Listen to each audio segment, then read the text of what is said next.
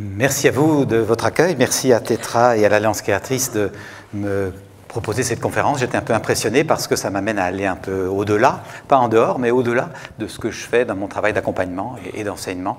Et donc je vais vous parler avec toute la plus grande simplicité de mes intuitions par rapport à ça. Faites-en bien ce que vous voulez, bien évidemment. Je ne prétends pas du tout édicter des vérités.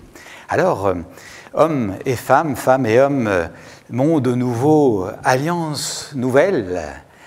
C'est la question qui est ouverte aujourd'hui. Avant d'aborder la question du monde nouveau et de l'alliance nouvelle, voyons un peu l'enjeu homme-femme, et peut-être plus particulièrement parce que c'est quand même souvent cet enjeu-là, il y en a d'autres dans le rapport homme-femme, mais c'est l'enjeu du couple quand même qui est souvent frictionnant.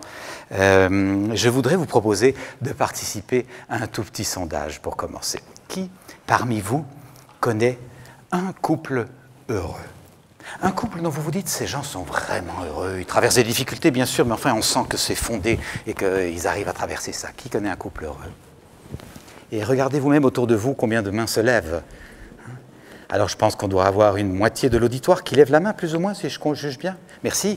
Maintenant, qui parmi vous connaît deux couples heureux? Vous pouvez intégrer le premier, bien sûr, mais juste pour voir. Qui parmi vous connaît deux couples heureux? Voilà, deux couples. Regardez autour de vous pour voir, je pense qu'on est tombé à un quart de la salle. Et maintenant, dernière question, rassurez-vous. Qui parmi vous connaît 5 couples heureux? 5 couples heureux. Regardez simplement autour de vous ce qui reste. Rarinantes ingurgite vasto. De pauvres nageurs dans un gouffre vaste. Imaginez simplement que je vous ai demandé, mais qui parmi vous connaît 5 couples qui pratiquent avec plaisir un sport, qui conduisent joyeusement leur automobile à travers le pays, ou qui ont de l'aisance sur Internet? Je pense que pratiquement toutes les mains se lèvent, presque. Qu'est-ce qui fait la différence? Si vous demandez à ces gens-là, mais qu'est-ce qui fait que tu es à l'aise dans ce sport? Qu'est-ce qui fait que tu es à l'aise sur Internet? Qu'est-ce qui fait que tu es à l'aise dans une langue étrangère, etc. Les gens vont dire, mais j'ai appris. Oh. C'est-à-dire que j'ai essayé, quand ça ne marchait pas, je me suis interrogé, j'ai essayé de comprendre mes dysfonctionnements, j'ai cessé de prétendre que c'est moi qui avais raison, je me suis dit que peut-être ça fonctionne autrement, et puis quand ça n'allait pas, j'ai demandé un peu d'aide. Je me suis ouvert. Ça a frictionné parfois, mais finalement ça fonctionne, et c'est bien agréable d'avoir de l'aisance dans la pratique d'un sport, dans une langue étrangère, sur Internet, et ainsi de suite, pour la plupart des apprentissages que nous faisons. Qu'est-ce qui fait que nous avons créé une société dans laquelle on fait toutes sortes d'apprentissages, des plus précieux, profonds, aux plus futiles, et que pour ce qui est de la relation à soi et à l'autre, particulièrement dans l'enjeu du couple, on n'a rien mis au point comme apprentissage. C'est juste hallucinant. Rien n'est mis prévu au programme de nos écoles, ni de nos institutions, de nos grandes écoles, de nos universités, pour apprendre une qualité de relation avec soi et avec l'autre. C'est quand même abyssal. Gurgite vasto. Un gouffre large. Alors c'est intéressant peut-être d'aller visiter, avant d'explorer plus loin, bon, si effectivement nous souhaitons améliorer la situation, qu'est-ce que nous voulons? Qu'est-ce que nous aimerions? C'est quoi l'idéal vers lequel nous tendons? Bien des gens s'engagent dans la vie de couple pour des idées. Ce serait bien d'être en couple, c'est sympa d'être à deux, on va fonder une famille, nous aurons un joyeux foyer, les images sont enchanteresses. Mais est-ce qu'on a qualifié ce qu'on veut vivre? Nous aurons un joyeux foyer et la relation se retrouve en flammes ou en cendres. Et on n'a rien compris. C'est parce qu'on n'a peut-être pas qualifié vers quoi je vais. Qu'est-ce que moi je veux vivre? Qu'est-ce que toi tu veux vivre? Est-ce que ça concorde ou pas? Je suis simplement surpris dans l'exercice que je vous propose de voir régulièrement des gens qui me disent « mais on ne s'est jamais posé ces questions-là. On est entré dans le coup parce que c'était sympa, mais on ne s'est pas dit où on va, on ne s'est pas demandé où on va. » Alors je vous propose de vérifier où voudriez-vous aller, vous, pour ce qui est de vous, dans la relation en couple, la relation avec l'autre. Et je voudrais vous proposer de prendre 1 minute d'intériorité pour vérifier les valeurs que vous aimeriez vivre. Qu'est-ce que vous aimeriez vivre?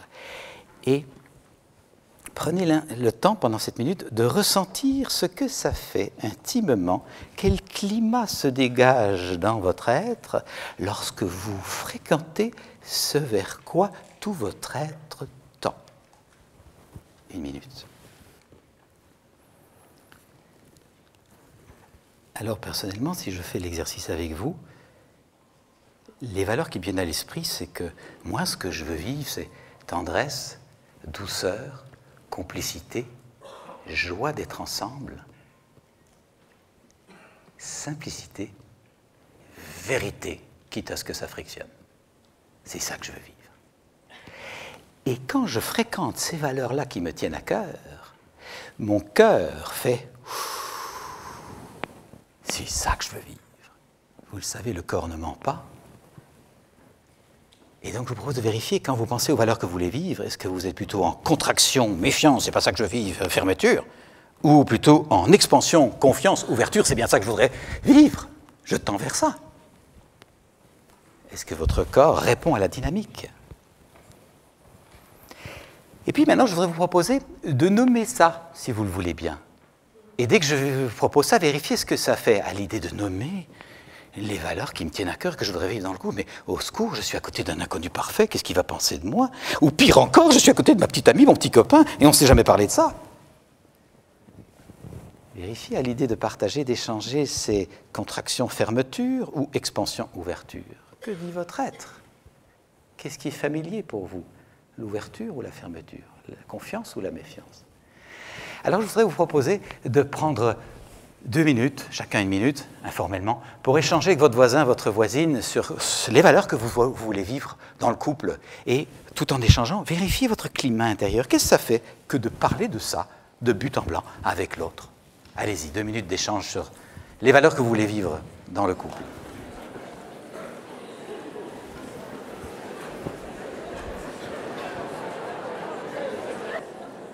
Je vous invite à clôturer votre échange et à savourer le premier bénéfice que nous pouvons tirer de cet exercice, c'est bien l'expérience très concrète que nous sommes des êtres de communion et de rencontre. Je n'ai jamais vu, depuis des années que je pratique cet exercice, que lorsque je dis voilà la fin des 2 minutes, les gens s'arrêtent en disant ouf, c'est terminé, ce supplice de devoir parler avec un inconnu de choses essentielles, ou pire encore avec mon conjoint. La plupart du temps, nous sommes heureux d'aller au bout de la phrase et de laisser l'autre aller au bout de la sienne. Mais peut-être aurez-vous perçu que ce n'est pas seulement que je peux aller au bout de ma phrase, je peux aller au bout d'un mouvement de pensée que ma phrase a activé. Et ça, c'est riche. Je fais fonctionner mes Googles intérieurs qui commencent à faire des liens utiles et à défaire des liens inutiles. Parce que j'exprime, parce que je mets en route. Deuxième bénéfice, c'est de vérifier qu'est-ce que ça fait. Qu'est-ce que ça vous a fait que d'exprimer à ce voisin, cette voisine, connue ou pas connue, les valeurs vers lesquelles vous tendez dans la vie de vos couples, ceux que vous aimeriez vivre? Qu'est-ce que ça a fait que d'entendre l'autre? Et je vous propose de répondre intérieurement, simplement, mais la plupart du temps, j'ai dit, mais la réponse que j'ai, mais ça sent doux, ça sent ouvert, ça sent expansion, clarté. Il y a quelque temps, une personne me dit, mais je sens de l'euphorie, rien qu'à avoir nommé ça. Alors, toutes sortes de choses peuvent être ressenties, mais je vous invite à garder ça présent à vous-même, parce qu'il est malheureusement rare dans notre société que l'on prenne ce temps de se dire ce que l'on veut vraiment vivre. Et c'est ce qui fait que bien beaucoup d'entre nous s'égarent et ne vivent pas du tout ce qu'ils voudraient vivre, mais ils n'ont jamais pensé à le nommer. Et à commencer par ce geste-là de nommer, à incarner la chose. Moi, je tends vers ça. La vibration de l'expression est un début d'incarnation. Ce n'est pas par hasard que la Bible commence par « au commencement était le Verbe ». C'est drôlement créateur. De nommer, c'est ça que j'envisage, c'est ça que je désire de tout mon être. Alors, vous aurez peut-être rencontré différents besoins ou valeurs que vous voulez vivre. Et je ne sais pas si on peut éclairer ce tableau. Oui, c'est magnifique, quelle technique. Je voudrais vous proposer de les noter pour voir qu'est-ce qui se dégage de 1 minute d'intériorité, 2 minutes d'échange. Qu'est-ce qui est vivant? Qu'est-ce que vous souhaitez voir vivant dans la relation? Avant qu'on aille voir, juste après, qu'est-ce qui empêche ça? Qu'est-ce qui nous piège? Pourquoi ce n'est pas ça qu'on vit tous les jours? Et de plus en plus. Alors allez-y, quels sont les besoins que vous avez identifiés? Liberté. Complicité. confiance, partage, ouverture, respect, écoute, échange, authenticité, plaisir, sensualité, créativité.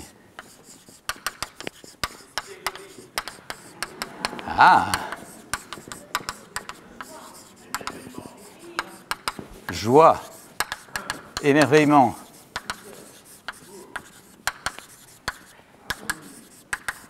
soutien,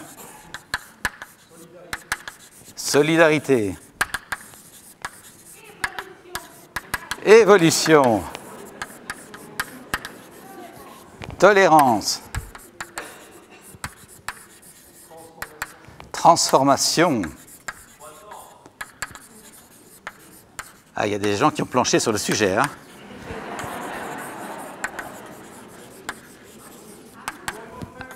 Amour, loyauté, tendresse. Bon, alors l'idée, c'est pas d'être complètement exhaustif, c'est simplement de voir, je remplis l'équivalent d'un tableau papier quand j'ai un papier, parce qu'on pourrait bien sûr remplir tout le tableau qui est là, qui est grand.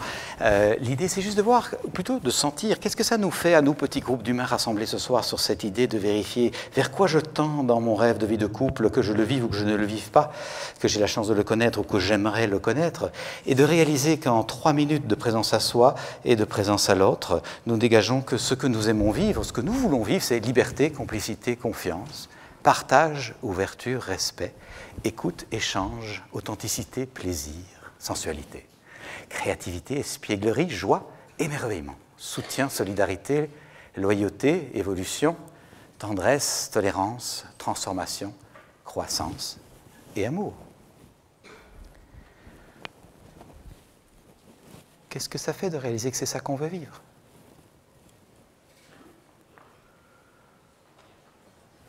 Une réaction ou l'autre ? C'est bon ? On ne l'a pas ? On est tous les mêmes ? C'est gai ? D'autres réactions ? Pardon ? Ça nous appartient ? Ça relaxe ? Plénitude ? C'est magique. Mais vous voyez que ce n'est pas compliqué. C'est magique, ça nous appartient, ça nous tient. Vous voyez, les commentaires sont encourageants. Il ne faut pas être grand psy, ni grand philosophe pour avoir dégagé la base de l'humain et la base de ce qu'on veut vivre tout simplement avec l'autre. C'est ça vers quoi nous tendons. Je vous propose de le voir comme étant, je ne l'ai pas dessiné en rouge par hasard, comme étant les éléments, ou la fibre si vous voulez, d'un fil rouge que nous tentons de suivre. Je crois que chacun d'entre nous sent bien qu'il tente, à travers les épreuves de la vie, de suivre un fil rouge, son fil rouge, sa vie, sa spécificité. Et qu'effectivement, chacun est là pour apporter sa couleur au grand tableau, sa note au grand orchestre. Nous sentons ça. Et l'idée, ce n'est pas de reproduire ce que l'autre a fait juste à côté.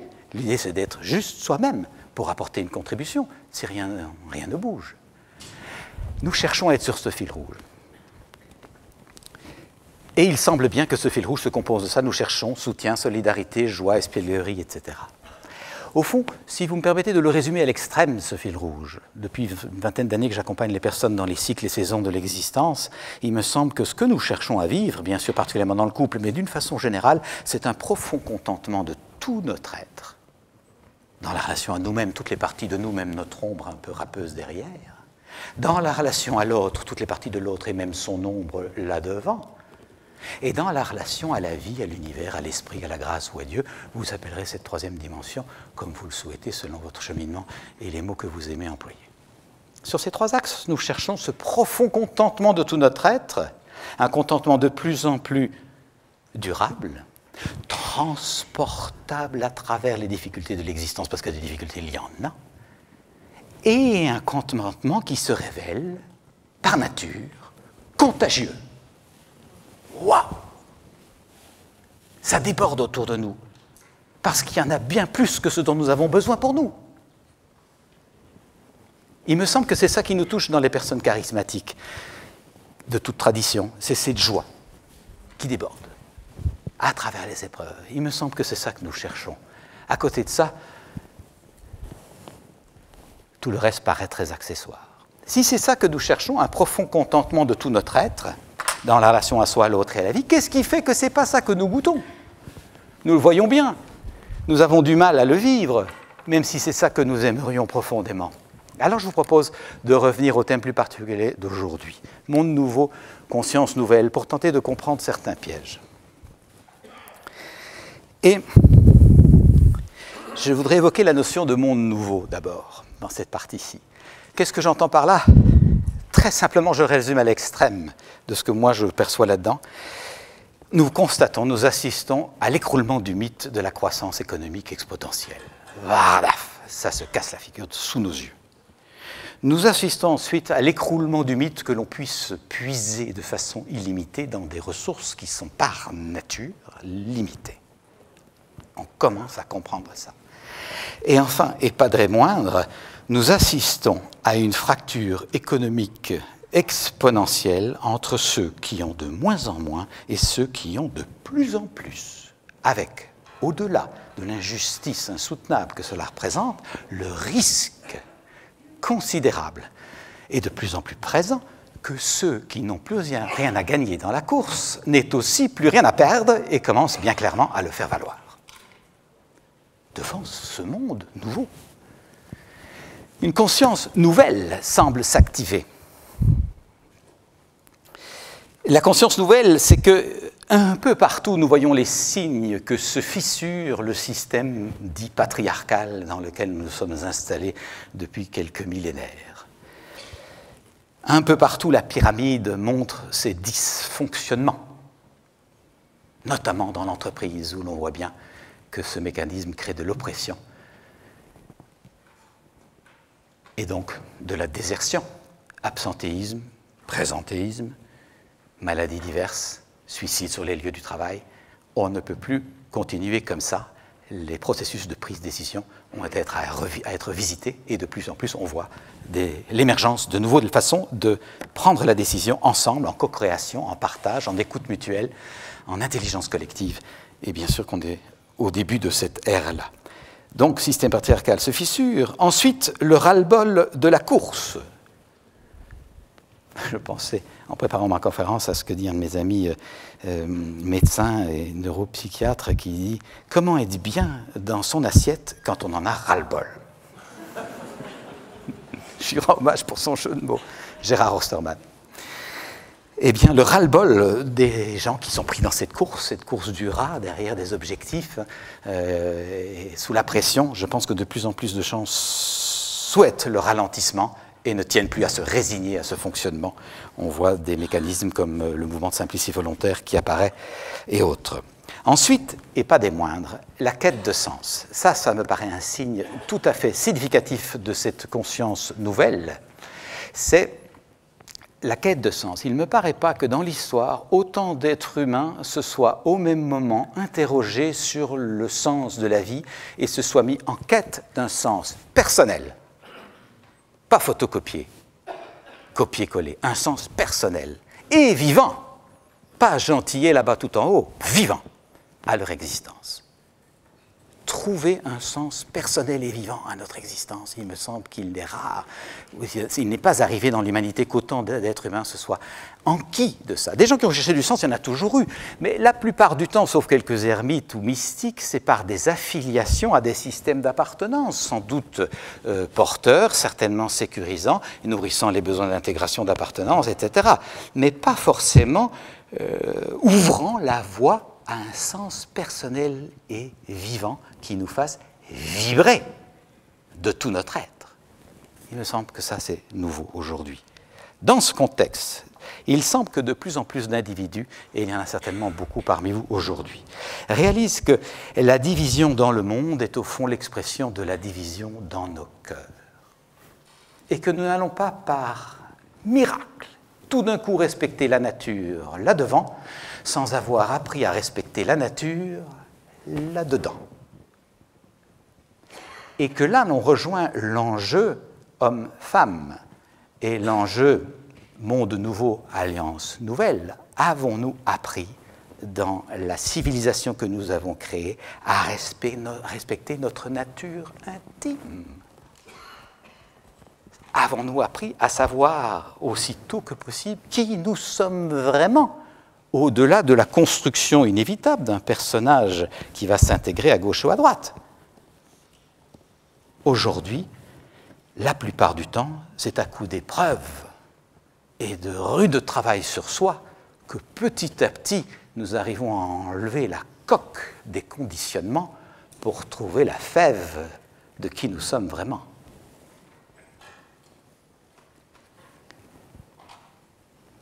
Il y a donc pour beaucoup d'entre nous une impression de plus en plus consciente, mais parfois inconsciente et tout aussi douloureuse, une impression de plus en plus consciente de déchirure, de se sentir tenu de vivre et de correspondre à un rôle qui n'est pas choisi. Il y a une déchirure. C'est ce que je vis, c'est pas ce que je veux vivre. Ce que je veux vivre par là et ce que je vis par ici. Oh, c'est déchirant. C'est tétanisant. Ça nous fout sous pression. On part en dépression. Et beaucoup n'envisagent que la suppression.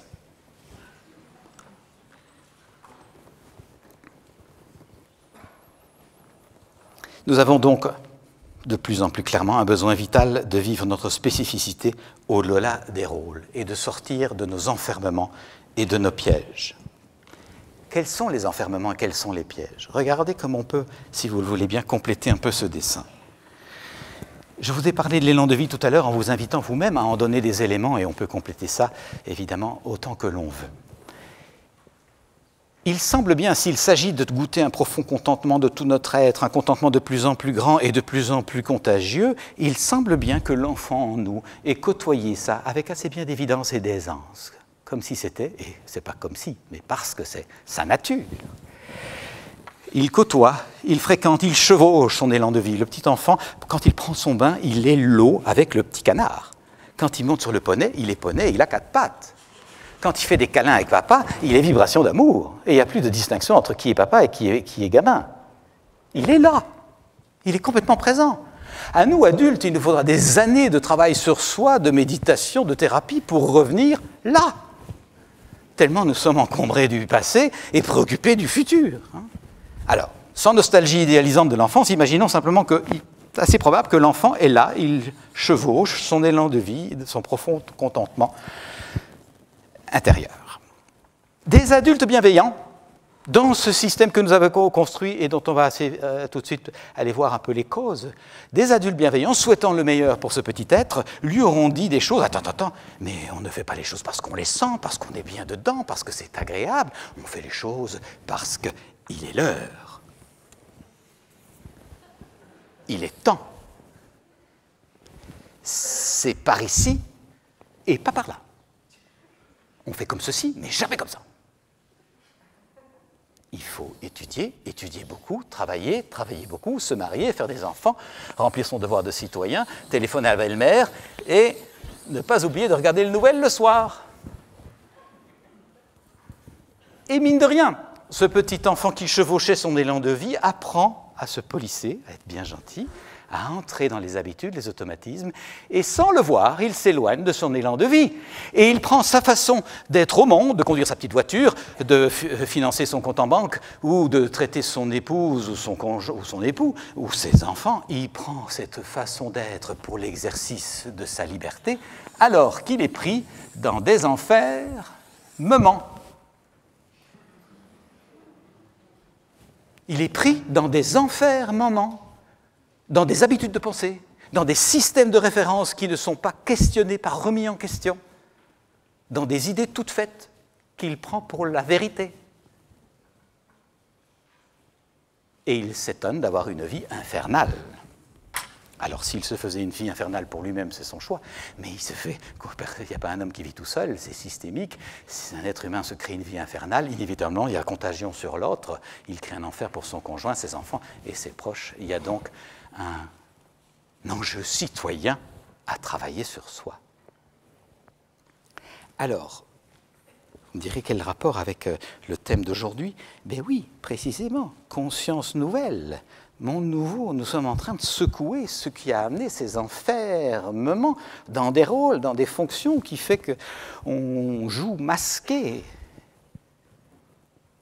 On n'est pas à nu.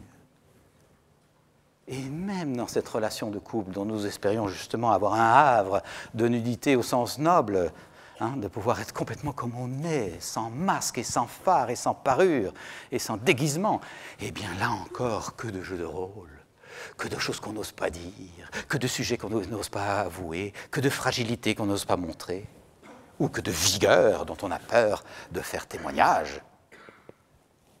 On se racrapote. Ça, je peux dire en Belgique, c'est tellement joyeux. En France, ils ne suivent pas. On se racrapote.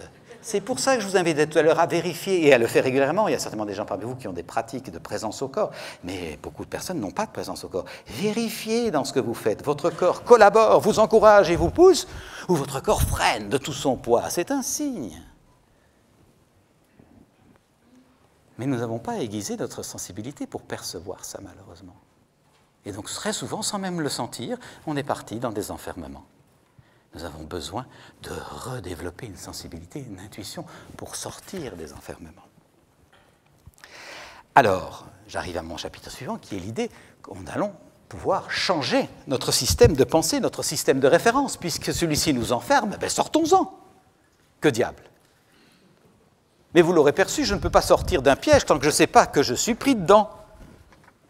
Donc, j'ai besoin d'apprendre à me coltiner toutes les parties de moi. Là, je dessine en vert. C'est la voie de sortie. Je vais me côtoyer. Je pensais comme ça jusqu'ici, pourquoi est-ce que je ne penserais pas comme ça? J'ai pensé à ce niveau-là. Est-ce que ce ne serait pas intéressant de penser à ce niveau-là? J'avais tel système de croyance, est-ce que je ne peux pas décaler et avoir plutôt celle-là? Revisiter son système de pensée. Ça n'est pas forcément confortable. Nous sommes tellement casaniers. Mais c'est salutaire. Alors, deux réflexions peuvent nous inspirer, puisqu'il s'agit de transformer les systèmes de croyances, préjugés qui obscurcissent quand ils n'entravent pas complètement la relation homme-femme. S'il s'agit de rencontrer ces systèmes de croyances et de pensée, rappelons-nous que c'est un travail qui n'est pas simple. On ne dilite pas le programme d'un coup de souris. Le programme est fortement encodé, il va falloir travailler pour le désencoder. Et Einstein nous disait déjà, il faut plus d'énergie pour faire sauter une croyance ou un préjugé qu'un atome. Et nous pouvons également nous inspirer de cette phrase de Václavic que j'aime utiliser dans mon travail, parce qu'elle continue de m'inspirer. Václavic, vous savez, le père de l'analyse des systèmes relationnels, disait ceci, lorsqu'on fait ce qu'on a toujours fait, on obtient ce qu'on a toujours obtenu. Alors ça paraît une évidence limpide comme ça. Ah ben oui, bien sûr. Oui, mais ça veut dire que si je veux obtenir autre chose dans ma façon d'être avec l'autre, je dois faire autrement. Jusqu'ici, oui, bien sûr. Mais comment voulez-vous faire autrement si vous ne pensez pas autrement? Si vous ne pensez pas autrement, vous êtes dans un enfermement, dans votre système de pensée que vous prenez pour le seul. Alors qu'il y a des millions de façons de penser. Donc, si je veux obtenir autre chose dans ma relation avec le conjoint, avec l'autre, j'ai besoin de faire autrement. Et pour faire autrement, j'ai besoin de penser autrement, de revisiter mon système de référence, mon logiciel. Et cette démarche-là, vous l'aurez perçu, ça demande du courage et de l'humilité, deux valeurs qu'il est encore rare de trouver ensemble. Beaucoup de gens ont beaucoup d'humilité, mais pas de courage. D'autres ont du courage, mais pas d'humilité. Ça fait des tensions. Ça entretient des rapports de force, domination, soumission. Alors, je vous propose de réconcilier les deux et d'aller voir comment pourrons-nous faire pour penser autrement le couple, pour le sortir de la programmation patriarcale, dans laquelle nous avons appris à nous couper de nous-mêmes pour aller faire notre devoir, jouer les héros et nous sacrifier sur l'autel de la patrie ou de la famille. Mécanisme qui nous a inévitablement amené à nous couper de l'autre, couper de moi, couper de l'humain en moi. Comment pourrais-je être relié à l'autre? Comment est-ce que je peux comprendre ce qui se passe dans l'humain là-devant si je ne pige rien de ce qui se passe dans l'humain là-dedans? Ça ne peut pas. Ça ne va pas. Et donc nous allons aller voir comment pouvons-nous transformer ce qui a amené cette vertu du devoir, très largement exaltée par l'histoire, pour en obtenir le don d'amour. Passer du « il faut, je dois, c'est comme ça » à « je tiens à, parce que j'aime, même si ce n'est pas tout confort ». Comment transformer la notion d'héroïsme, qui a aussi été largement encensée dans notre histoire, pour retrouver ce qu'il y a sans doute derrière, qui est de oser, et c'est un risque également, oser l'élan créateur, oser l'alignement sur son fil rouge, même si les autres ne sont pas d'accord, oser être vrai, sincère, authentique, aligné, plutôt que adapté, moulé, confit en courtoisie asphyxiante. Je ne dis pas que la courtoisie ne soit pas une vertu, qualité. Et enfin, comment pouvons-nous transformer la notion de sacrifice qui a fait périr tant d'êtres, soit sur les fronts de guerre, soit dans la vie quotidienne où on se sacrifie pour le conjoint, et ça a souvent été effectivement le cas des femmes se sacrifiant au profit du patriarcat. Comment transformer le sacrifice en quête de sens? Vous le savez, l'étymologie du mot sacrifice, je l'indique dans un de mes livres, c'est faire du sacré, sacrum facere. Créer du sacré, ce n'est pas que je me sacrifie pour mes enfants en leur faisant un repas le soir, c'est que je rends sacrée la cellule familiale en honorant le lien d'amour et en préparant une nourriture qui va nous enchanter. C'est de ça qu'il s'agit. Je suis sur mon fil rouge, je cherche à vivre écoute, ouverture, partage, joie, émerveillement. Et donc cuisiner nourrit ses besoins. C'est pas il faut, je dois, c'est je tiens à. Même si effectivement, par moments, j'aurais peut-être préféré me reposer ou aller au cinéma. Il y a quand même un choix. Ce n'est pas parce qu'il y a une conséquence désagréable que ça n'est pas un choix. Voilà trois notions que nous pouvons apprendre à transformer, devoir, héroïsme et sacrifice, parce que leurs séquelles continuent de nous télécommander en souterrain. On en voit tous les jours. Sous d'autres déguisements que ceux qui partaient au front, avec le drapeau en l'air. Et j'ai beaucoup de respect pour ceux qui ont contribué de leur vie, certainement, d'une manière ou d'une autre, à assurer la liberté. Mais je pense qu'aujourd'hui, nous avons besoin de trouver une autre façon de vivre ces valeurs. Alors, abordons de front le sujet. Le patriarcat n'est pas une fatalité. C'est une vieille habitude, c'est un logiciel. Et je voudrais vous en partager sans vraiment aucune prétention, ce que j'ai compris de quelques lectures autour, je ne suis vraiment pas un spécialiste de la question. Il semble que l'origine du patriarcat date de l'époque où les populations un peu partout sur la planète étaient plutôt nomades, chasseurs-cueilleurs, et vivaient au gré de ce qu'il y avait à récolter à gauche et à droite. Et dans ce cadre-là, c'est plutôt la mamma qui tient la maison et organise l'intendance, le déplacement de la tente, etc., pendant que les hommes vont cueillir à gauche et à droite. Il semble qu'à cette époque, les valeurs d'entraide, de partage, d'échange et de confiance dans la vie président, d'après les lectures que j'ai faites. Je ne sais pas trop comment on identifie ça, puisqu'il n'y avait pas d'écrit pour le relater, mais c'est une belle image en tout cas. Ce qui est certain, c'est qu'à cette époque, les hommes et les femmes, je veux dire, le genre humain, ne sait pas que la fécondité de la femme dépend de l'acte sexuel et pense que la naissance vient d'un cadeau du ciel et que les dieux fécondent les mères. Donc l'homme ne se sent pas du tout concerné par cette affaire-là, à part pour le plaisir évidemment, mais il ne fait pas le lien entre l'acte sexuel et la grossesse et donc la naissance de l'enfant. Le processus évolue, les populations s'installent, sans doute pour différentes raisons. On passe à l'agriculture, on s'installe, et il y a un premier aspect qui arrive dès que le monsieur a planté ses petites graines dans son champ. Il veut protéger son champ, donc il met une petite clôture autour.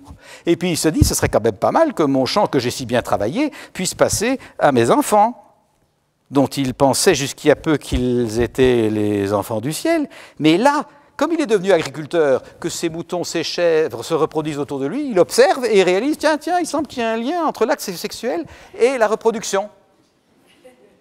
Et il réalise qu'effectivement, il y a besoin du mâle. Et à ce moment-là, tout bascule. Il s'est dit, attends, c'est mon enfant, ce n'est pas un cadeau du ciel. C'est moi qui suis responsable de cet être-là. Toi, femme, tu ne sers qu'à reproduire. Et toi, fils, tu es ma continuation. Et après, là je reprends une image de Marc Leux-Guisy que vous connaissez peut-être, je lui rends hommage pour son image. Après avoir mis des petits piquets pour protéger la graine de son champ, il plante sa graine dans le ventre de sa femme et met un petit piquet de contrat autour pour la tenir en laisse. Contrat, bien sûr, de mariage, mais juste avant, virginité, chasteté avant le mariage. Comment savoir si c'est mon enfant, si ma femme a déjà eu d'autres relations? Donc virginité absolue. Et durant le mariage, chasteté complète. Et bien évidemment, opprobre sur l'adultère et interdiction du divorce. Tout un système se construit. Qu'après, on a pu utiliser ou justifier ou transformer pour d'autres raisons. Mais au départ, il semble bien que ce soit économique. Je trouve intéressant de le lire comme ça. Vous pourriez bien sûr avoir de toutes autres explications. Observons-le juste simplement comme ça. S'instaure à partir de là, évidemment, un rapport de force avec le féminin, avec les enfants. C'est le mâle patriarcal qui décide et tout le monde obéit et suit derrière. Les hommes se sont ainsi longtemps fait violence en négligeant leurs besoins de douceur, de tendresse, leur intuition. Et cette violence sur eux-mêmes, à l'intime d'eux, s'est reproduite dans leur rapport aux femmes, leur rapport aux enfants et leur rapport à la nature. Nous avons créé un monde guerrier. Parce qu'inévitablement, quand j'ai planté mes petits piquets, je protège mon territoire. Il y a des bandes qui viennent, je les attaque, je me défends, je veux m'enrichir pour avoir plus de garnison. Et ainsi, je prends un mécanisme évidemment de production, d'enrichissement avec l'organisation de la raréfaction. Et on peut imaginer les causes du capitalisme, ou en tout cas les ferments du capitalisme là-dedans. Nous arrivons à un état où la possession prévaut et l'humain est chosifié.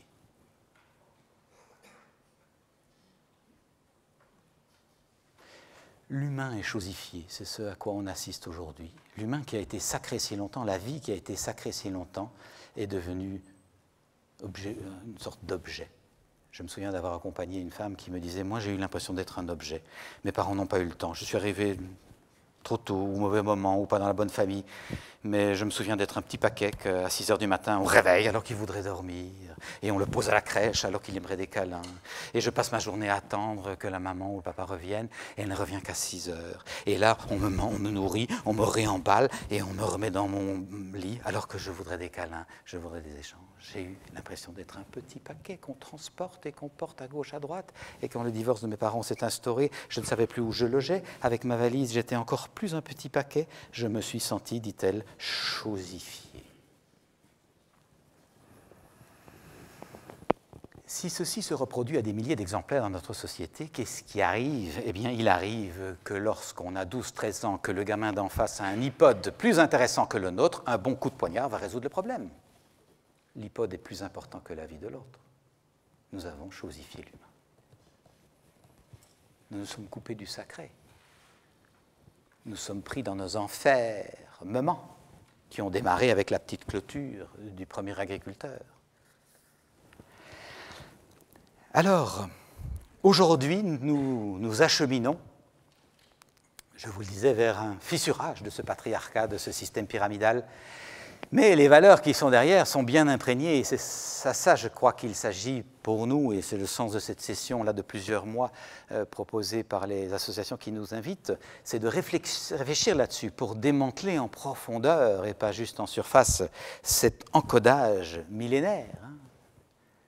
On parle des années entre 3500 avant le Christ à 6000, cette transition du matriarcat vers le patriarcat, c'est millénaire. On peut constater qu'il y a eu, il y a peu de temps, un shift majeur qui ébranle fondamentalement le système parce qu'il le fout complètement à l'envers. C'est l'arrivée de la contraception et la libération des mœurs. Je veux dire par là que depuis peu de temps, la femme peut décider d'avoir des enfants quand elle veut, avec qui elle veut, et elle peut s'en occuper toute seule. C'était juste impossible une génération ou 2 générations avant. Évidemment pas quand elle veut, on attend le mariage béni et sanctifié, pas comme elle veut, pas avec qui elle veut, uniquement avec le conjoint officiel. Que de dissimulation pour les enfants nés hors mariage, que de tragédie, quelle boucherie parfois. Et enfin, bien sûr, que la femme était pliée et point liée à la sécurité alimentaire que devait en principe lui assurer son mari. Alors ça, shift majeur. C'est quand même intéressant de se dire que,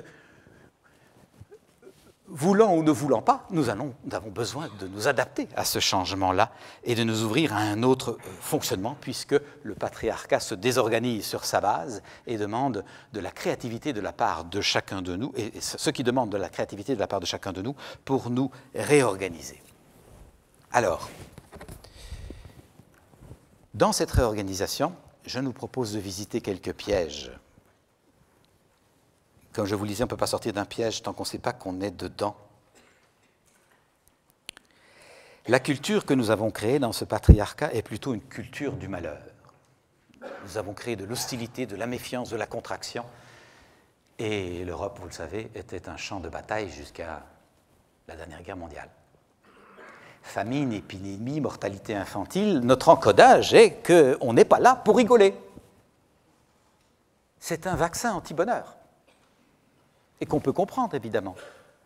Mais si nous ne sommes pas vigilants, chacun de nous, à observer cette espèce d'interdit d'être heureux parce que la vie est une tragédie, une vallée de larmes, et qu'on ne sera heureux qu'au paradis s'il y en a un, si nous n'observons pas ce conditionnement-là, nous sommes les premiers à saboter le mécanisme d'accès et d'éveil au bonheur. Nous nous l'interdisons, puisque nous n'y croyons pas.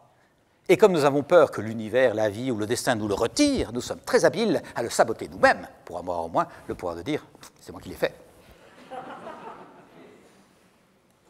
C'est surprenant, mais je peux vous assurer, j'en parle dans mon livre sur le bonheur, que je me suis vu moi-même dans ce piège d'auto-saboter ma joie d'être en couple. J'ai été un célibataire longtemps, j'avais trop peur de l'engagement amoureux, j'étais paniqué par l'engagement amoureux. Lorsque je me retrouve en couple avec Valérie, je suis marié depuis 15 ans, dès les premières semaines et les premiers mois, je m'enchante du bien-être. Chacun à sa place, on se respecte, elle fait ses choses, je fais mes choses. C'est très agréable, c'est pas du tout contraignant. J'avais tellement peur d'être être un gentil qui s'écrase pour que l'autre soit content. Hein. C'est tellement beau que je dis, c'est pas possible. Et heureusement, je lui avais dit, je vois dans mon fonctionnement que je peux parfois saboter les moments de bien-être, comme si une partie de moi n'y croyait pas. J'étais en train de démasquer, j'étais encore en thérapie à l'époque, ce vaccin anti-bonheur, on n'est pas là pour rigoler. Je dis, si tu me vois faire ça, dis-le-moi, sinon je pars dedans. Et alors, je l'invite un jour pour son anniversaire dans un beau restaurant, et la soirée est charmante, on a pris l'apéro dans une pièce, on passe à la salle à manger, c'est joli, et elle est ravie, on papote, c'est merveilleux, et tout d'un coup, vers le milieu du repas, j'ouvre un des rares dossiers qui nous agace tous les deux, on n'est pas d'accord, et mes jantes sur ce sujet, je ne sais pas pourquoi, mais par ici, je sais pourquoi, parce que c'est trop beau, on n'est pas là pour rigoler, il vaut mieux que ce soit moi qui crée le saccage, plutôt que ça ne se saccage tout seul. Et elle a eu l'intuition de me dire, stop, tu sabotes. On est bien, c'est parfait, et inutile de démolir tout ça. Alors je nous propose d'être vigilants, parce qu'après, quand je suis devenu thérapeute, je peux vous assurer que j'ai rencontré ce mécanisme des centaines et des centaines de fois. Nous aimerions bien le bonheur, nous savons que c'est notre fil rouge, nous tendons vers ça, mais nous sommes tellement habitués à nos enfermements que nous préférerons y rester. Ça demande de la vigilance au quotidien, ça, pour s'autoriser de plus en plus à goûter le bien-être, à goûter l'écoute, à recevoir la tendresse. Certains d'entre vous ont peut-être vu la pièce conférence scénette que j'ai jouée, Guerre et paix dans le couple. C'est un texte de Guy Corneau dans lequel il décrit très très bien au début le souhait de cet homme de voir sa compagne s'avancer, lui a témoigné de l'amour, il aimerait tant qu'elle fasse les premiers pas. Il rêve de ça, se sentir désirable et qu'elle vienne. Et dès qu'elle vient, au secours, c'est oppressant. La peur de la différence, la peur de l'altérité, la peur de cet amour maternel tout-puissant, soi-disant, la peur d'être bouffé. Vous savez que certains psychanalystes ont parlé du vagin denté. Pour les hommes qui ont peur de faire l'amour avec douceur et tendresse, ils font l'amour vite fait, puis ils s'en vont. Hein. Mais s'abandonner avec douceur et longuement, ça fait beaucoup trop peur. On file vite fait et on s'endort de l'autre côté. c'est des enjeux à travailler. Pourquoi avons-nous peur de la féminité? Alors, elle a été associée, bien sûr, et discréditée au sang, à l'impureté, et évidemment, dès que le patriarcat s'est installé, il a fallu discréditer tout ça. Si nous ne sommes pas vigilants, ça nous travaille en souterrain. Nous avons besoin d'être vigilants, d'accepter la beauté du vivant qui prend des formes différentes, d'accepter la rondeur, la douceur. Je me souviens d'avoir travaillé ces enjeux, j'en vous en parle en toute simplicité. J'avais du mal avec la douceur des femmes. J'ai pu être amoureux de femmes un peu masculines et ça me convenait mieux, c'était plus sécurisant. Mais une femme douce et ronde, c'est le côté souple dans lequel on pourrait s'abandonner. Moi qui étais plutôt guerrier, dans ma carapace, ça me faisait peur. Eh bien, j'ai rencontré beaucoup cette peur aussi. De nouveau, c'est l'encodage. Qu'est-ce qui fait que j'ai peur du féminin là-devant, si ce n'est que j'ai peur du féminin là-dedans? C'est moi qui ai peur de ma douceur, ou qui l'avais à l'époque en tout cas. Si je m'abandonne à ma douceur, est-ce que je vais arriver à gagner ma croûte? Il faut que je reste un guerrier qui part au combat. Le clin d'œil de la vie, c'est que vous savez sans doute que j'étais avocat. Effectivement, il y a un côté un peu combatif, mais c'est en accueillant ma douceur que je suis devenu thérapeute. J'ai pu inverser la donne, oui. Premier piège culturel, on peut l'évoquer comme ceci: ça va mieux quand ça va mal. C'est la phrase de Guy Corneau. Nous sommes habitués à ce que ça aille mal et donc nous entretenons ça malgré nos belles intentions. C'est donc important d'être vigilant. Deuxième piège culturel, c'est l'habitude de vivre les rapports humains comme des rapports de force, rapports de méfiance, rapports de tension, rapports d'hostilité, domination, soumission, agression, démission, compétition, manipulation, séduction. Toutes sortes de formes du rapport de force. De nouveau, ça nous demande du courage et de l'humilité de nous voir nous-mêmes entretenir ça. C'est quand même si agréable de savoir bien manipuler son conjoint pour obtenir ce qu'on veut. Hein? Mais tout gare, paf, on se ramasse le truc en pleine figure. Parce que l'autre sent bien qu'il n'y a pas eu de respect, de souplesse, de profonde considération pour le fait qu'il est autre. Alors c'est du très court terme, la manipulation. Et puis sommes-nous vraiment fiers quand nous sommes dans cette attitude? Je n'en suis pas sûr. Nous ne sommes pas dupes. Sortir des rapports de force, ça veut dire d'accepter de les observer, que nous sommes soit à coups de gourdin, soit réfugiés dans notre grotte. Ça ne facilite pas la rencontre. Troisième piège que nous voyons beaucoup dans notre culture, après que la femme ait été déconsidérée comme étant simplement là pour assurer l'hérédité, la transmission du patrimoine, etc., eh bien, l'époque romantique a apporté cette idée que l'autre est ma moitié. Dangereuse comptabilité. Vous connaissez la boutade, je ne sais pas de qui elle est. Hein? Mon conjoint et moi, nous ne faisons qu'un. Oui, mais lequel, hein? C'est pas de moi cette boutade, mais elle est fort plaisante, je trouve. Alors effectivement, dans combien de couples est-ce que je n'ai pas entendu la formule comme ça, mais perçu l'envie de dire à l'autre: écoute, je ne suis pas la moitié qui va te consoler toi de n'être qu'à moitié toi-même. Deviens toi-même, que diable. Sois tout entier. J'ai envie, moi, d'être tout entière, ou vice-versa.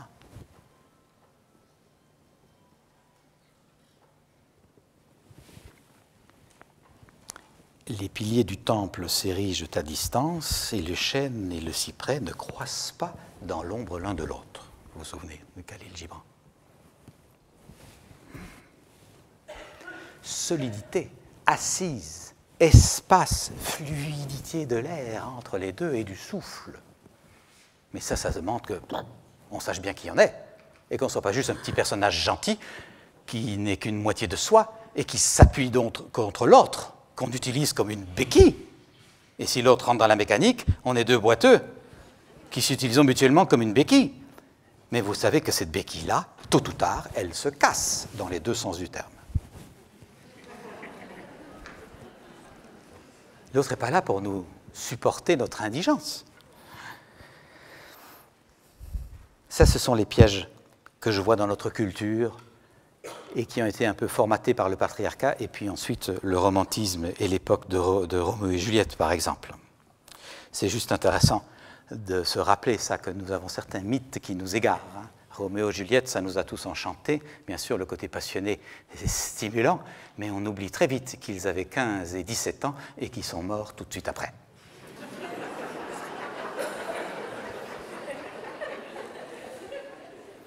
Et qu'ils n'ont pas connu la friction de la vie quotidienne. La vaisselle à faire, on vous l'a rappelé tout à l'heure, hein, l'absence complète de massage, les enfants apportés à l'école, les nuits de veille à côté de la varicelle, etc. Toute cette friction de la vie quotidienne, ils n'ont pas connu ça, donc c'est parfaitement idéalisé. C'est loin de nous. Après ces pièges culturels que je vous propose donc d'observer dans vos fonctionnements pour pouvoir citoyennement les démanteler au service d'une conscience collective nouvelle, j'y vois vraiment une hygiène de conscience au service de notre vie collective. Tout ce travail de nettoyage devrait être remboursé par la sécurité sociale. Je propose de visiter 5 pièges éducatifs liés à nos éducations, nos habitudes d'éducation. Je les survole simplement parce que ce sont les 5 pièges que je commente profondément, tant dans mon bouquin « Cessez d'être gentil, soyez vrai » parce qu'ils empêchent la vérité du dialogue avec l'autre, que dans le bouquin « Être heureux n'est pas nécessairement confortable » où ils empêchent l'accès à un palier de bonheur plus subtil qui supposerait que je me dégage de mes pièges. Et si je ne m'en dégage pas, je reste coincé. Ces pièges sont le fruit d'une éducation dans laquelle nous avons entendu des choses comme « Tu serais gentil de ranger ta chambre, s'il te plaît. Tu serais gentil de me donner un coup de main à la cuisine, ou au jardin, ou à la ferme, ou à l'entreprise, ou au commerce, etc. Ou tu serais gentil de mettre ta belle robe ou ton beau costume pour aller chez Bonne Maman dimanche. » Je ne vais pas répéter ces pièges-là. Ça, c'est ce qu'on a entendu. Mais ce que nous avons capté et encodé, ce n'est pas « Tu serais gentil de », mais « Je t'aime si ». Ça, c'est ce que nous avons encodé. Et il résulte de cet encodage, même si les parents ne disaient pas ça, les parents nous disaient, donnaient un encouragement avec tout leur amour. Je n'ai pas de doute sur l'intention, mais ce qui s'est passé, et c'est cette vérité-là qui m'intéresse, puisqu'elle est la cause d'un conditionnement, d'une programmation qui peut nous habiter notre vie durant, c'est que nous avons reçu ces messages comme étant « Je t'aime si tu es sage, à l'heure, bien rangé, propre sur toi, que tu as mis les vêtements que j'ai choisis et que tu performes à l'école. » Et hop, l'encodage est parti.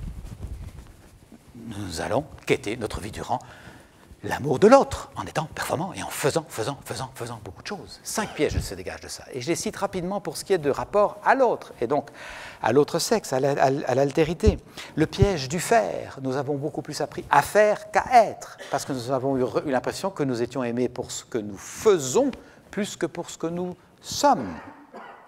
Vous-même, vous vous sentez aimé pour ce que vous êtes ou pour ce que vous faites? Ce n'est pas la même chose. Alors, si je n'ai pas appris à me sentir aimé pour ce que je suis profondément, indépendamment de ce que je fais, le risque, c'est que j'essaye d'en faire tout le temps plus pour être aimé, puisque j'ai tant fait. Alors, qu'est-ce que ça donne? Ça donne des tragédies comme celle-ci. J'ai accueilli comme ça, quand j'avais encore un cabinet d'accompagnement des personnes en thérapie, j'ai accueilli des personnes, des couples, et c'est madame par exemple qui commence en disant « Mais j'ai tout fait pour lui, j'ai tout fait pour lui, je me suis occupé des enfants pour qu'il puisse mener sa carrière, voyager, etc. Les enfants, les déménagements, les écoles, tout le bazar, j'ai tout fait pour lui. »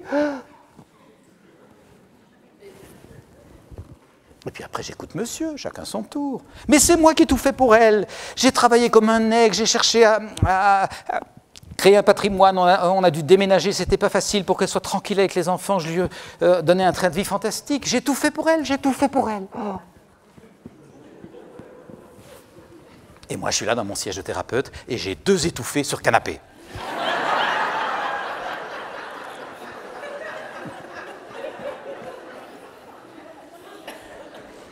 Alors le jeu de mots n'est pas de moi, je pense qu'il est de Jacques Salomé et je lui rends hommage sur « J'ai tout fait pour toi ». C'est juste intéressant de se rappeler ça. Il eût mieux valu que chacun se connaisse et indique ses limites à temps, puisse dire non, sorte du rôle de la bonne épouse qui vient tout à la maison et du bon monsieur qui part au combat tuer le mammouth. Hein?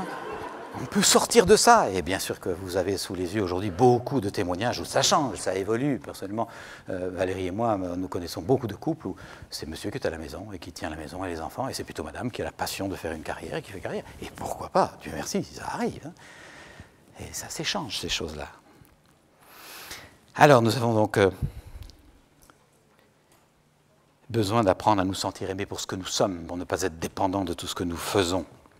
D'ailleurs, cette course est perdue, hein, vous l'entendez, je fais beaucoup, je suis très actif, je m'engage. Oui, de l'extérieur, ça paraît très noble, et il y a une partie qui est noble, hein, qui consiste à donner de soi. Je fais ça dans un don d'amour, mais il y a un moment, il y a un shift qui est vraiment précieux de percevoir, c'est que je ne suis plus dans le don d'amour, je suis dans la peur de perdre le regard de l'autre. Si je ne fais pas tout bien, est-ce que l'autre va m'aimer? De l'extérieur, même comportement. De l'intérieur, énergie complètement différente. Quand je fais les choses dans un joyeux don d'amour, je suis porté par ce surf de vague, comme un surf par la vague. Je suis dans le flow. Mais quand je commence à faire les choses parce que j'ai peur qu'on ne m'aime pas, là je suis en suradaptation et mon énergie commence à chuter. Je vais droit au burn-out ou à la dépression. Vigilance de nouveau, pour transformer, s'observer là-dedans et ne pas être dupe. Je fais tout si bien. Oui, mais pourquoi tu fais ça? Tu es dans la joie de l'amour ou dans la peur de perdre? Deuxième piège, je survole également. L'estime de soi, ça va de pair. Nous avons rarement mis l'estime de nous en nous, elle est plutôt souvent dans le regard de l'autre. Travailler l'estime de soi, ça se muscle. Troisième piège, la peur de la différence. Tant qu'on est même, on s'aime. Mais si la différence apparaît, est-ce qu'on va résister à ça? D'où l'idée de Roméo et Juliette, tout mignon, tout joli, oui. Ils n'ont pas fait le test de la différence, qui apparaît à l'usage. L'altérité, petit à petit, se manifeste. Vérifiez chez vous la capacité à résister à la différence. Prenez votre conjoint chéri, puisque c'est le thème d'aujourd'hui. Si vous n'en avez pas, prenez un proche que vous adorez. Et vérifiez si ce proche développe sur un sujet qui vous tient fort à cœur des idées très différentes des vôtres. Vérifiez si vous êtes capable de l'écouter tranquillement, en vous asseyant dans votre fauteuil et en goûtant la différence, en vous réjouissant. Mon conjoint chéri que j'adore, cette compagne, ce compagnon de vie de tant d'années, développe sur ce sujet des idées tellement différentes des miennes. Mais c'est tellement intéressant. Je sens que ça me décape, je perds des petites couches d'ego, moi qui prétends toujours avoir raison, ça me fait le plus grand bien, et nous allons grandir ensemble. C'est-il pas beau, ça? Alors vérifiez la prochaine fois que ça vous arrive et que cet être cher là-devant développe des idées très différentes des vôtres sur un sujet qui vous tient fort à cœur. Vérifiez si vous êtes capable de résister plus de 30 secondes sans dire « oui, mais attends, parce que moi, je », avec toute une gestuelle qui indique bien que vous n'êtes pas d'accord. Qu'est-ce qui s'enclenche là?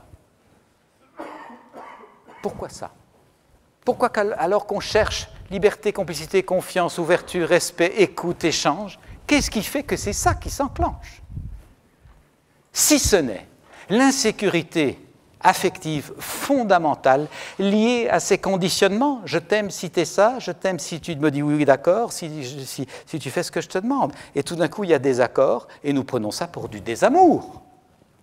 Confusion, qui génère beaucoup de souffrance. Nous confondons des accords et des amours. Et donc, nous voulons absolument ramener l'autre à nous, retrouver l'unité. Nous avons peur de l'altérité. Le pilier du temple est trop loin. L'autre est ainsi près alors que je suis chêne. Au secours. C'est ça, l'altérité apparaît.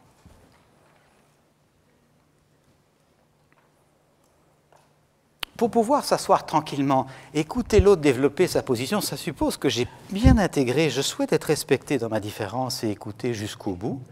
Le minimum, c'est que je respecte l'autre dans la sienne et l'écouter jusqu'au bout. Et que nous soyons dégagés de cette prétention d'avoir raison, qui est un enfer, moment, qui crée tellement de mécanismes infernaux sur notre planète.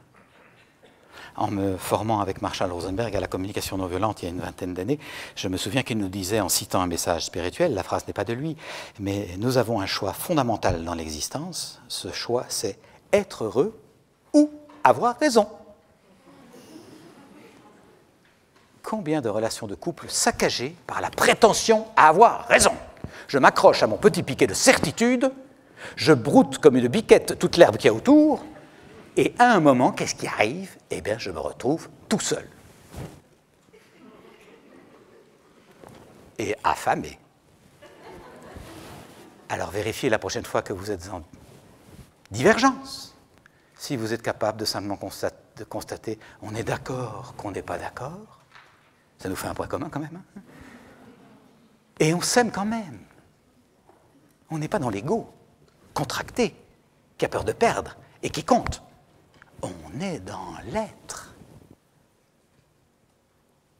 qui s'enchante de la différence, qui se réjouit de la richesse, qui a assez de sécurité intérieure pour accueillir le fait que l'autre est autre, qui a assez de créativité pour composer avec la différence, pour trouver une troisième voie qui va composer entre tes besoins et mes besoins, plutôt que m'accrocher à mon option, et qui vit sur son fil rouge en se rappelant, tiens, quand je suis en pétard avec l'autre, c'est quoi mon souhait? Avoir raison, quitte à se tirer la gueule toute la soirée, dormir chacun de son côté, tout raide, ne pas se parler au petit-déj, et n'entrevoir un début d'ouverture que le lendemain soir. C'est quand même stupide d'être à ce point démuni. L'habitude est forte, je peux témoigner en toute simplicité que ça m'arrive encore avec Valérie. Je suis marié depuis 15 ans, je vous le disais, et j'enseigne la CNV depuis 20 ans. Je connais bien ce piège. Je le fréquente tous les jours. Mais il m'arrive, par moment, de partir dans un enjeu avec Valérie, qui développe des idées différentes des miennes sur des sujets dans lesquels j'ai l'impression que c'est moi qui ai raison, c'est moi qui sais, vieil encodage, et de partir dans l'argumentation. J'ai raison parce que ta-ta-ta-ta, tu as tort parce que ta-ta-ta-ta, salve de mitraillette. C'est de la tactique militaire, je veux déloger l'autre de sa position. Ce n'est pas de la rencontre. Qu'est-ce qui s'active en moi? L'habitude d'être un guerrier qui part au combat. C'est l'avocat qui se réveille. Besoin de convaincre.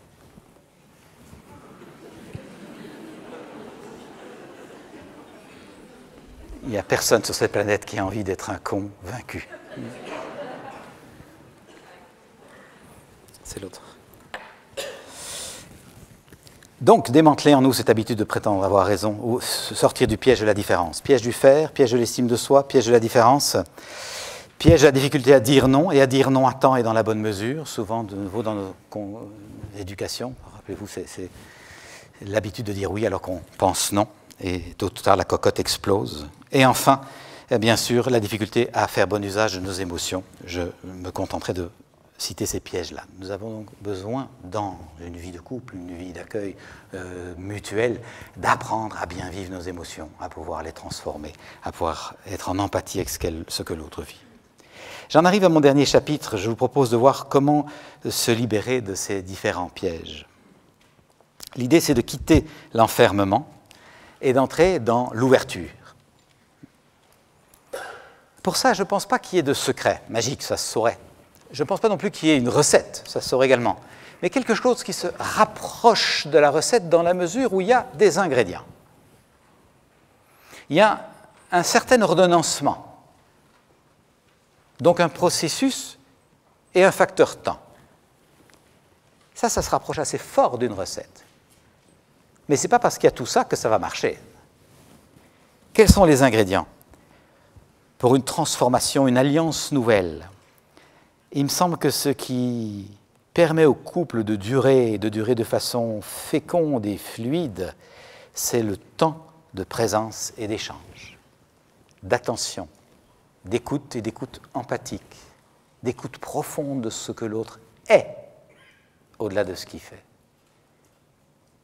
Et que pour pouvoir avoir cette disponibilité d'écoute et s'asseoir pour entendre ce que l'autre vit, ça nous demande de désencoder l'habitude de courir et de courir vite, qui est très lié à ce patriarcat, conquête, compétition, gagner. Ralentir.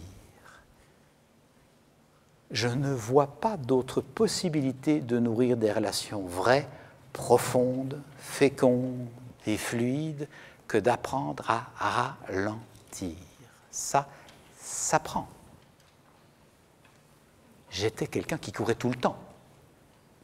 À 30, 32, 33 ans, j'étais dans la course éperdue. Une des raisons pour lesquelles je suis entré en thérapie, c'est que je voulais comprendre pourquoi je courais tout le temps. J'ai donc appris à pacifier mon rapport au temps, on y reviendra tout de suite.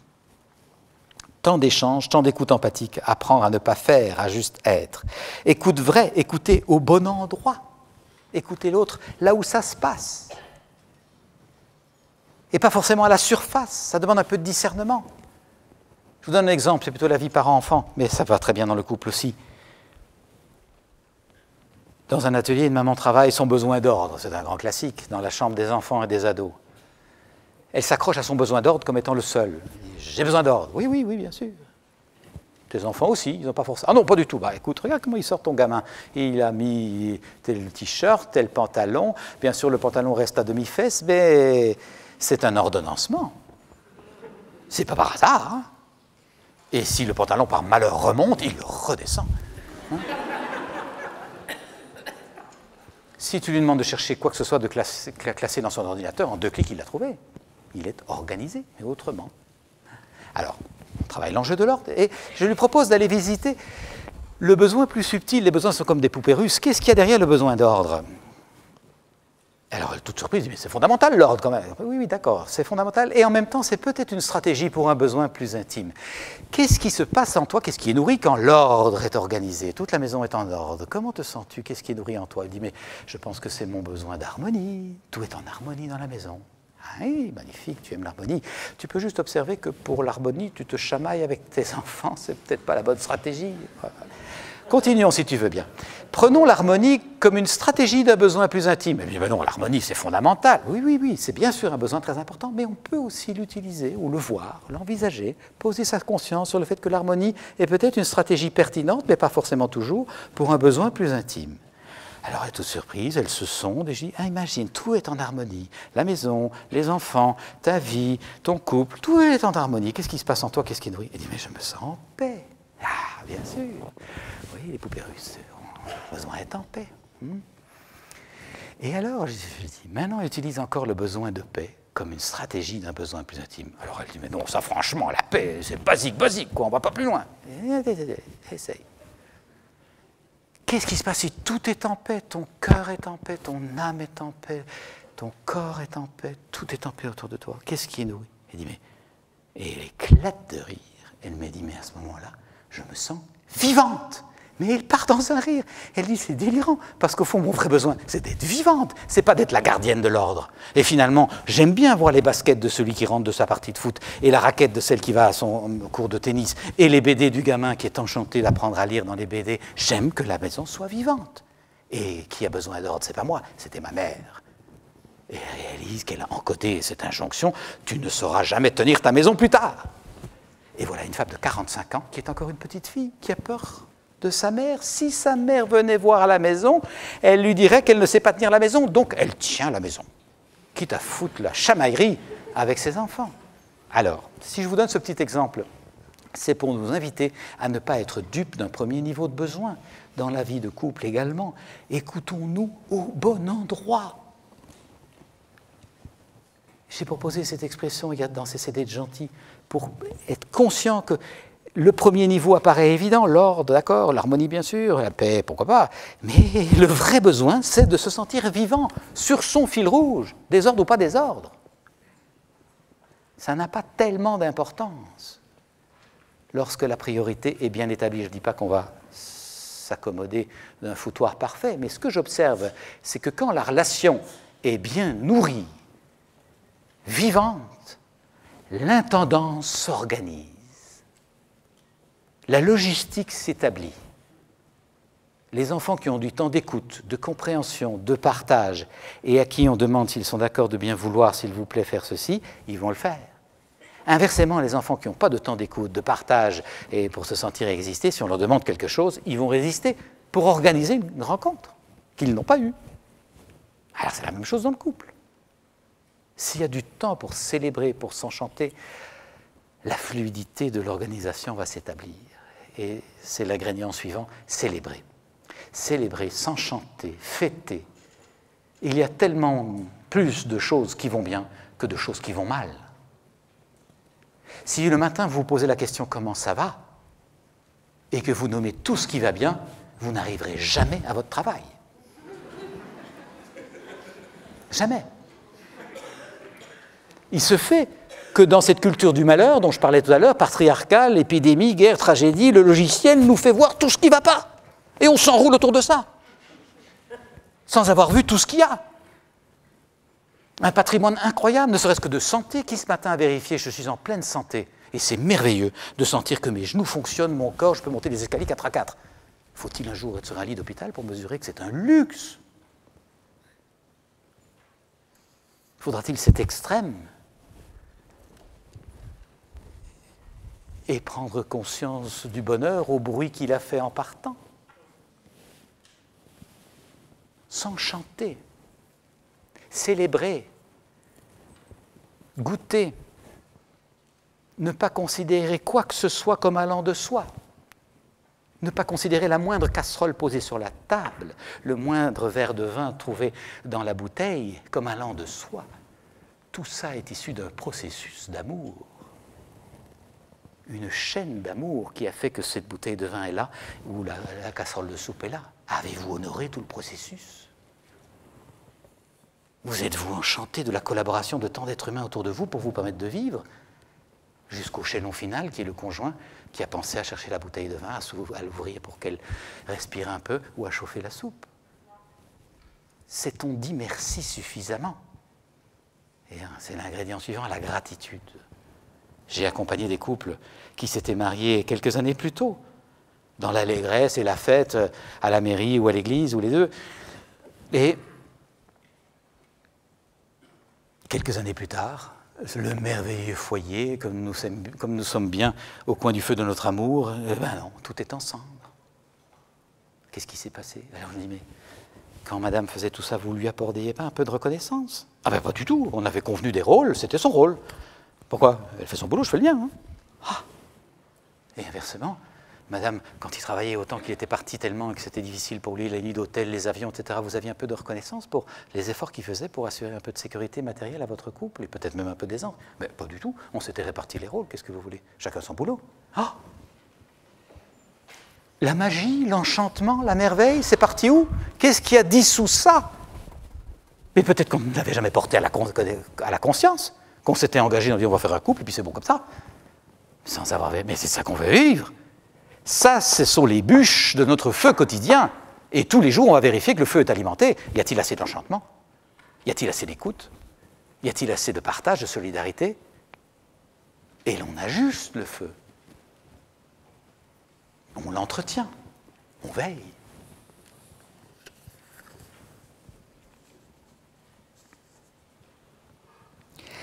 Enfin, l'accueil de la vulnérabilité. Elle n'est pas l'envers de la force, elle en est une facette. Ceux qui ont traversé des difficultés en couple le savent bien, s'accorder sa vulnérabilité, reconnaître celle de l'autre. Choyer ces moments de fragilité, c'est l'occasion de sentir la vibration de l'essence, celle même qui nous rassemble au-delà des costumes et des postures. C'est ça le ferment. Il n'y a pas de rôle à jouer, il y a juste une essence à goûter. S'autoriser sa vulnérabilité. Alors, dans cet esprit, nous pouvons considérer que le couple est au fond une sorte de creuset de transformation. Un chemin initiatique. Je vous ai proposé cette flèche pour indiquer la recherche d'un profond contentement de tout notre être dans la relation à soi, à l'autre et à la vie. Oui, plus concrètement, ça pourrait être une illustration du passage de la souffrance à la paix intérieure. Et c'est quoi la souffrance? La souffrance, c'est l'impression de division, morcellement, alors que nous sentons bien le besoin d'unité, cohérence. La souffrance, c'est d'être en action-réaction, alors que nous sentons bien l'appel vers la création, l'élan créateur. La souffrance, c'est quoi? C'est l'impression de vide et de manque que nous tentons de combler maladroitement par toutes sortes de mécanismes compensatoires et d'addiction. Alors que ce que nous cherchons vraiment, c'est la sensation de plénitude et d'appartenance à la plénitude. Et pour résumer la chose, on pourrait dire que ce cheminement, c'est celui qui nous fait passer de l'ego à l'être. Et quand j'emploie ces deux mots-là, je ne prétends pas un instant employer du jargon psy ésotérique pour le commun des mortels. Je pense que chacun de nous, quel que soit son bagage et son vocabulaire, peut bien comprendre, même s'il emploie ces mots-là, qu'il y a cette fameuse partie évoquée déjà tout à l'heure, qui joue petit, qui a peur de perdre, qui compte ce qu'il donne, qui compte ce qu'elle reçoit, et surtout ce qu'elle ne reçoit pas, qui joue, qui a tort, qui a raison. Nous n'aimons pas cette partie, mais on n'a pas beaucoup de modèles pour changer, alors on reste dans cet enfermement. Quand on fait ce qu'on a toujours fait, on obtient ce qu'on a toujours obtenu. Et je pense que de l'autre côté, nous sentons bien une aspiration à vivre les choses à un autre palier de discernement, à un autre palier de conscience, à une compréhension beaucoup plus large, on dirait holistique aujourd'hui. Une façon de dépasser les conflits, les collisions d'ego, de ressentir l'inspiration, de se laisser inspirer par ce que toutes les traditions appellent d'une manière ou d'une autre le souffle. On sent ce chemin. Alors, le couple semble être un creuset qui nous fait passer du plomb, de la dispersion et de la solitude à l'or de la cohérence et de l'unité. Mais pour ça, ça nous demande d'accepter que dans le creuset, ce n'est pas toujours tout confort. Rappelez-vous le creuset des alchimistes. Pilonner du plomb pour en faire de l'or, hein. Tac, tac, tac, tac, émietté, concassé, ébouillanté, évaporé. Ce qui se passe dans le creuset, ce n'est pas toujours joyeux. Mais si nous voulons bien le voir comme ce processus, nous sommes en route. Et là, je vous invite à garder à l'esprit ce principe que je développe dans mon bouquin sur le bonheur. Si je ne suis pas heureux de ce qui m'arrive là maintenant, ça ne veut pas dire que ce qui m'arrive n'est pas heureux, dans la durée.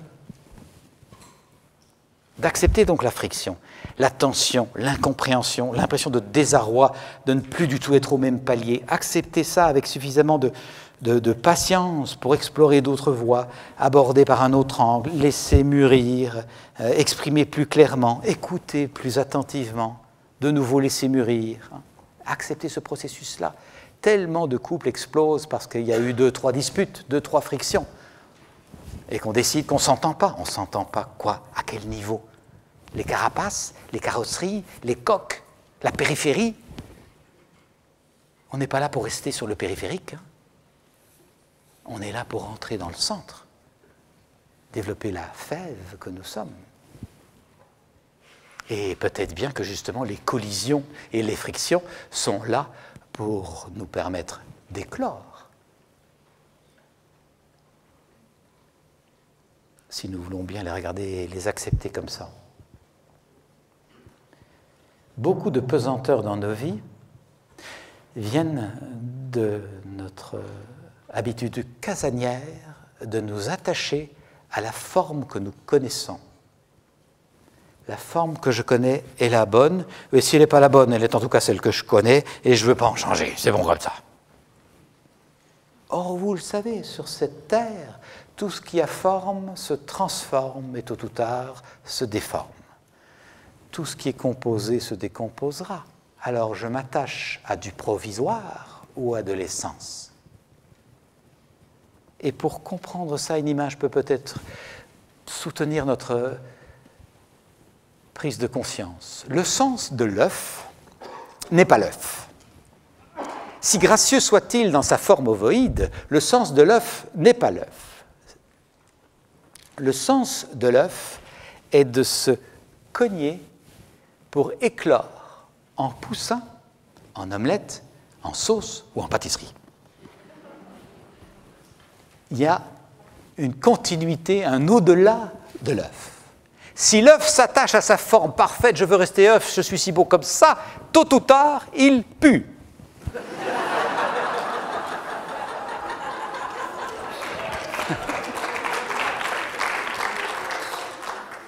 Mesurer nos attachements à nos formes, qui sont autant d'enfermements, dans une puanteur infernale, que nous préférons à l'éclosion vers un autre palier de conscience.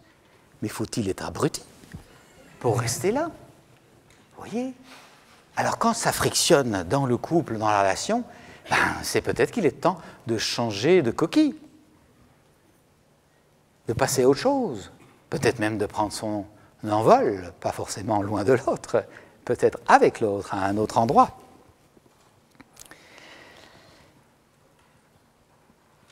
Alors, j'en termine par ce propos-ci qui me tient bien à cœur. Je vous partage mon intuition profonde.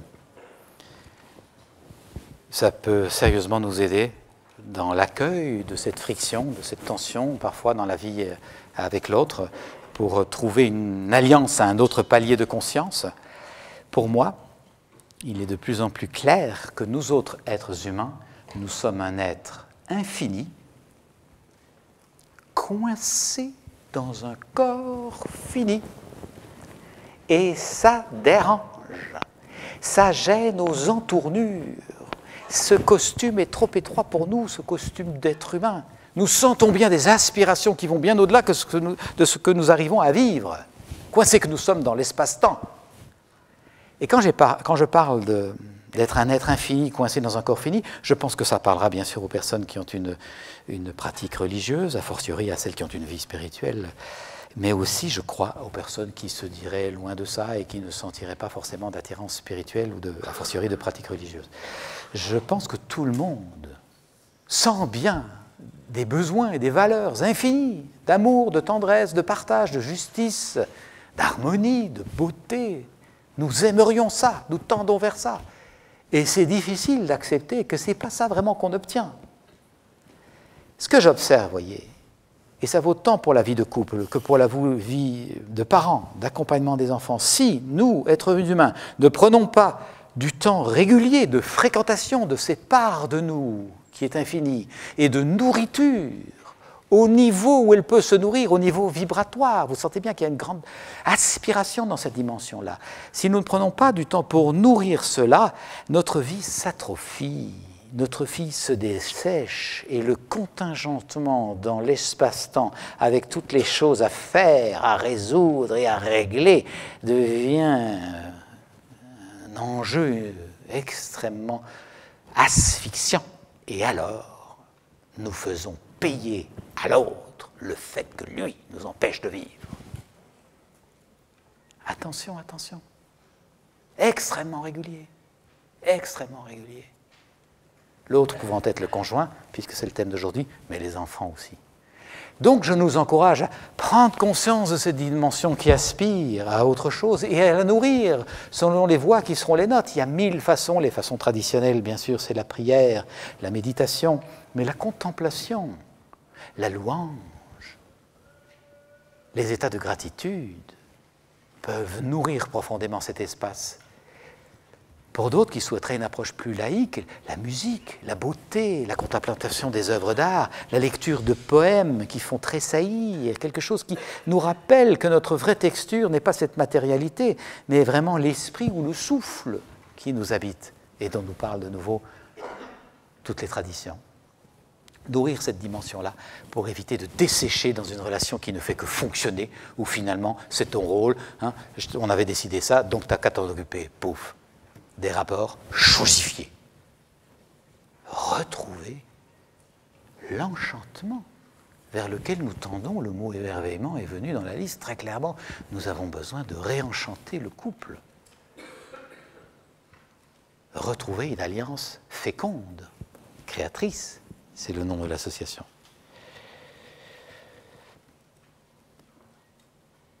Dans cette dimension-là, je vous propose de voir que nous ne pourrons avoir de rapport paisible avec qui que ce soit que si nous avons appris à nourrir un rapport paisible avec le temps.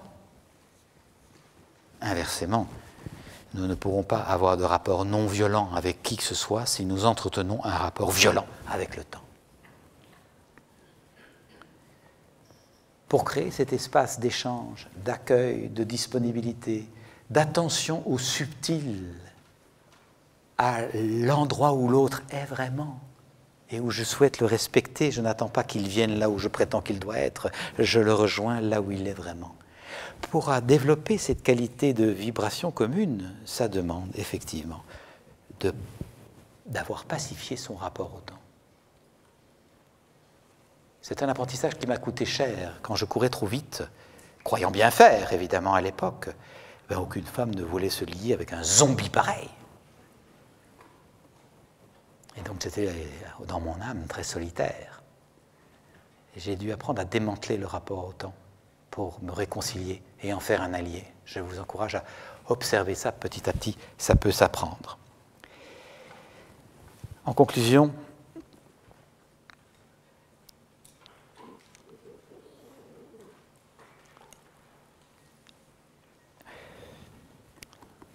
si on peut imaginer que quelque chose de cet historique soit réel, ce patriarcat qui s'organise parce qu'on s'est installé plutôt qu'on a bougé, la prétention à avoir la responsabilité seule de la vie parce qu'on est un mec et qu'on a un phallus, si ce système s'est installé comme ça dans la vie de couple et de famille, on peut imaginer qu'effectivement c'est par là même qu'on va le démanteler.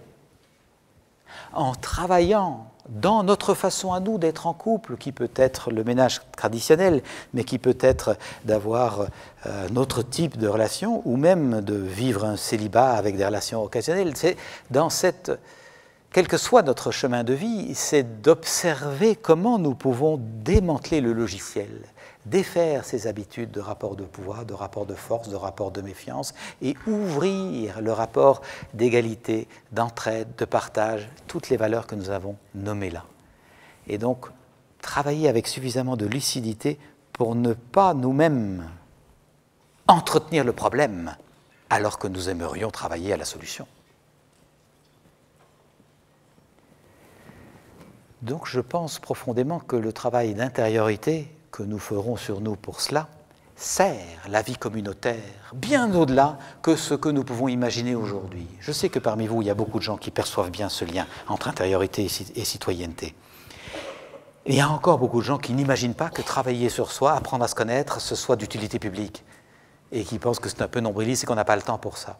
Alors, je nous encourage à faire passer la dimension communautaire, le fait que nous sommes appelés, parce que c'est notre nature profonde, à dépasser le contingentement dans le « je, me, moi, tu, te, toi ». Nous avons absolument besoin d'atteindre le « nous ». Et pas seulement le « nous » être humain, mais le « nous tous » dont parle Wilber. L'appartenance au cosmos, nous tous, sans séparation, en ayant conscience qu'on appartient à la vie. C'est ça notre véritable appartenance. Le reste n'étant que des cloisonnements qui peuvent peut-être par moments nous soutenir, mais qui ont c'est un bénéfice, mais qui ont le maléfice de souvent nous isoler et nous séparer et générer donc des conflits. Je pense que de plus en plus d'êtres sentent bien que leur véritable appartenance, c'est au nous tous, nous, le vivant, la vie. Et que nous avons donc besoin de dépasser le je et le tu. Il y a bien effectivement au niveau du couple, 3 personnes vivantes, vous l'aurez perçu. Si vous vous installez en face de votre compagne ou compagnon de vie, vous pourrez peut-être dire « Toi, tu es né à ta date de naissance. Moi, je suis né à ma date de naissance. Mais nous, est né quand nous nous sommes rencontrés. Alors, nous étions tout petits, nous a grandi, nous a fleuri, nous s'est épanoui, nous a gambadé. Mais par moments, nous a pu se fatiguer. De temps en temps, nous prend froid. Nous toussotte, crachotte et salite, et son état de santé fait un peu peur. Nous pourrait aller mal. Nous pourrait mourir si toi et moi ne prenons pas soin de nous. Eh bien, c'est ce que je nous souhaite. Prenons soin de nous. Merci beaucoup.